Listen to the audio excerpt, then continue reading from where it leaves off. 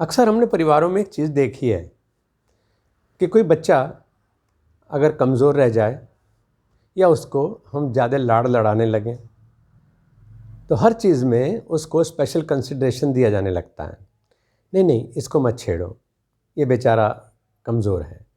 नहीं नहीं, ये ज़्यादा काम नहीं करेगा, नहीं कर सकता ना। या कि इसको पता नहीं सब लोग इसके पीछे क्यों पड़े रहते हैं, इसको सुविधा की अलग ज़रूरत है, ही नीड्स स्पेशल केयर। और जिसके साथ ऐसा व्यवहार होता है वो बच्चा जब बड़ा भी हो जाता है तब भी वो बेचारा ही बना रहता है। आज बालिका दिवस है। मैंने एक कार्यक्रम में जो कुछ देखा तो मैं आश्चर्यचकित रह गया। ऐसा लगा जैसे कि बालिकाएं या बालिकाओं के पक्षधर झंडा लेकर के खड़े हो गए हों, पुरुष और नारी में एक संघर्ष शुरू हो गया हो, वर्चस्व की लड़ाई शुरू हो गई है, हकों की बात होने लगी है। भला सोचें कि क्या समाज, क्या परिवार, क्या मानवता मातृशक्ति को नकार करके या उसको नीचा दिखा करके या उसको बहुत ऊंचा दिखा करके समाज, परिवार, देश चल सकता है? मेरे देश में स्त्री पुरुष में कभी भेद रहा ही नहीं है। मेरी संस्कृति में नारी का स्थान बहुत ऊंचा है, नर का स्थान भी बहुत ऊंचा है। यहाँ तक कि एक जगह तो कालिदास ने कहा कि लोकांतर सुखम पुण्यम तपोदान समुद्भवम संतति शुद्ध वंशा ही परत्रेह च शर्मणे। जो हम तप और दान करते हैं, नेक काम करते हैं, तो उससे हमारा परलोक संवरता है। लेकिन एक संस्कारवान परिवार में जो संतान पैदा होती है उससे व्यक्ति का इहलोक और परलोक दोनों ही संवर जाते हैं। कालिदास ने भी वहाँ रघुवंश में संतति शब्द प्रयोग किया है, लड़का या लड़की शब्द प्रयोग नहीं किया। हाँ, ये चीज़ ज़रूर है कि चाहे तो समाज में विभिन्न वर्ग हों जो कि इंसान के बांटे हुए हैं। परमात्मा ने 5 जातियाँ बना दी थी। उसकी 5 जातियों में नवचर हैं, जलचर हैं, चौपाए हैं, क्रीपर्स हैं, रेंग करके चलने वाले, और 5वां है मनुष्य, इंसान। इसके अलावा जितने भी वर्गीकरण हैं वो मनुष्य के द्वारा बनाए हुए हैं।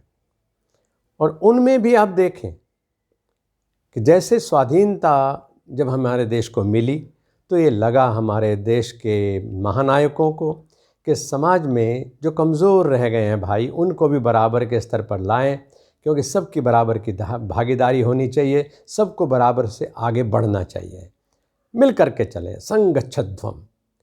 लेकिन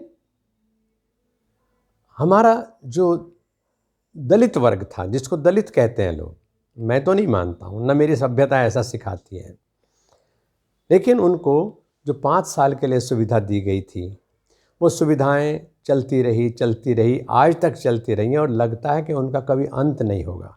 उनको हमने, चाहे वो कितने भी बड़ी पहचान पा गए हों, उनको दलित ही कहना शुरू कर दिया और उन्होंने अपने आप को दलित मान लिया। जब तक हम भेदभाव समाप्त नहीं करेंगे, जब तक ये स्पेशल कैटेगरी जिसको हम कहते हैं उसको समाप्त नहीं करेंगे, तब तक बराबर का व्यक्ति बन ही नहीं सकता। कोई व्यक्ति कितना भी संपन्न हो जाए, स्त्री हो या पुरुष हो, या आरक्षित हो या सामान्य हो, उनको जब तक विशेष दर्जा मिला रहेगा उनका हाथ फैला ही रहेगा। और ये समाज के लिए बहुत बड़ी, मैं इसको कलंक कहता हूँ कि ये कलंक है। ये स्थिति कैसे ख़त्म हो सकती है? जब तक मन से आप बराबर नहीं होंगे और जब तक मन से बराबरी स्वीकार नहीं करेंगे। हमारे समाज में खास तौर से भारतीय संस्कृति में नर नारी, बेटी बेटा दोनों का एक जैसा स्थान रहा है। उनके लिए समान अवसर हैं, उनके लिए और उनके अंदर समान क्षमताएं भी हैं। तो उनमें ये सोचना कि इसमें भी परसेंटेज तय कर दें कि स्त्रियों को इतना प्रतिनिधित्व मिले, पुरुषों को इतना प्रतिनिधित्व मिले, तो ये समाज में उत्थान का नहीं, विघटन पैदा करने का साधन बन जाएगा। अध्यात्म की दृष्टि, धर्म की दृष्टि, योग की दृष्टि और हमारी संस्कृति की दृष्टि सबको समान दृष्टि से देखने का अवसर देती है और सबको समान रूप से विकसित होने का अवसर देती है।